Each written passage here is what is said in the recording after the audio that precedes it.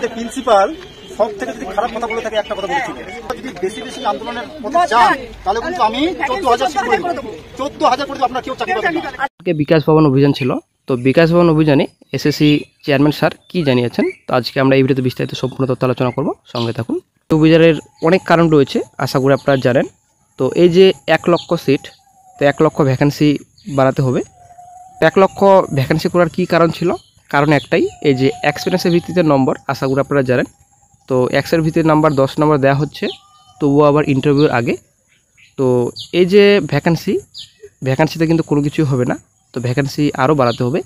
অনেক কিছু দাবি ছিল, তার জন্য কিন্তু গতকালকে এসে করা হয়েছিল।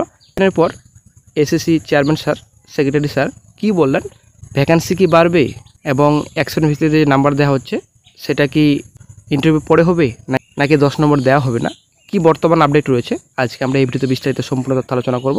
সঙ্গে থাকুন, ভিডিওটি শেষ করে দেখুন। চ্যানেল নতুন দর্শক অবশ্যই চ্যানেলটিকে সাবস্ক্রাইব করে দেবেন। তো বন্ধুরা, এই এসএসসি নিয়ে কিন্তু ওরা থেকে ঝামেলা, এখনও কিন্তু ঝামেলার শেষ নেই। অলরেডি কিন্তু এসএসসি নিয়ে কিন্তু নতুন করে কেস করা হয়েছে, আশা করি আপনারা জানেন। ফ্রেশাররা মামলা দায়ের করছেন হাইকোর্টে। তো মূল উদ্দেশ্য কী ছিল?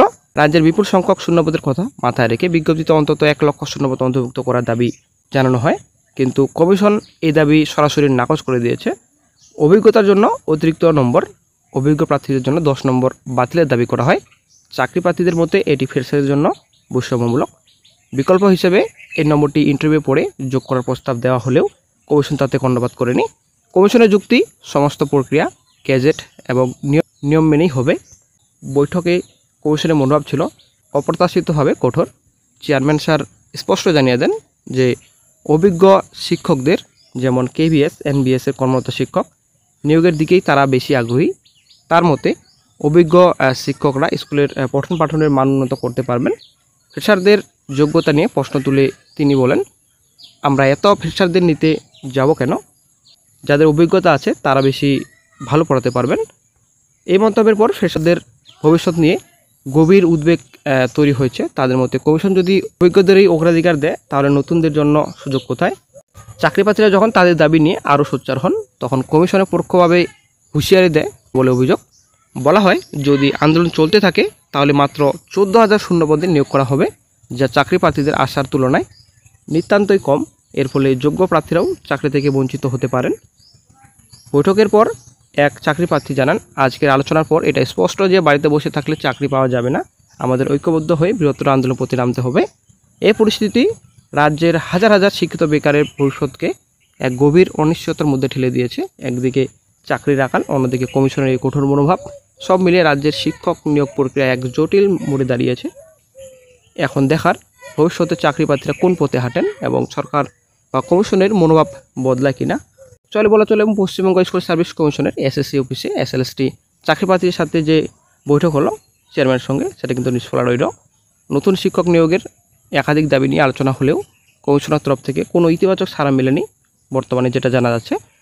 এই বৈঠকের পরে ফ্রেশার চাকরি প্রার্থীদের মধ্যে তীব্র হতাশা এবং ক্ষোভের সৃষ্টি হয়েছে, যা রাজ্যের শিক্ষক নিয়োগ প্রক্রিয়াকে এক নতুন সংকটের মুখে দাঁড় করিয়েছে।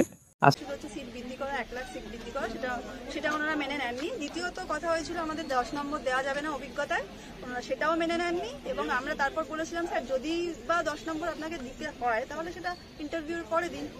ওনারা সেটা পুরোপুরি নাকচ করে দেয়। এবং যে আপনারা যদি বেশি বেশি আন্দোলনের পথে যান তাহলে কিন্তু আমি 14,000 সিট করে দেব। 14,000 করে আপনারা কেউ চাকরি পাবেন না। আশা করি আপনারা বুঝতে পারলেন বন্ধুরা, যদি যেটা বার্তা দিয়েছে যে যদি আন্দোলন কন্টিনিউ এরকম চলতে থাকে তাহলে কিন্তু 14,000 মতো ভ্যাকেন্সি করা হবে। তো একটা কিন্তু অভিযোগ করছেন চাকরি প্রার্থীরা। যদিও এই বিষয়ে মামলা দায়ের করা হয়েছে, তবে আশা করা যায় না কোনো কিছু হবে, কারণ সুপ্রিম কোর্ট থেকে ক্লিয়ার বলা হয়েছে যে এসএসসি যেটা সিদ্ধান্ত নেবেন, তো অনেকটাই সিদ্ধান্ত দায়িত্বের সহিত নেবেন, এটা কিন্তু সুপ্রিম কোর্টের তরফ থেকে বলা হয়েছে। তো এসএসসির উপর আরেকবার ভরসা করতে চাইছেন কোর্ট। তো ব্যাপারটা হচ্ছে এই যে এক্সপিরিয়েন্সের ভিত্তিতে নম্বর এবং শূন্যপদ, সেটা কিন্তু অনেকটাই ডিপেন্ড করছে এসএসসির উপর।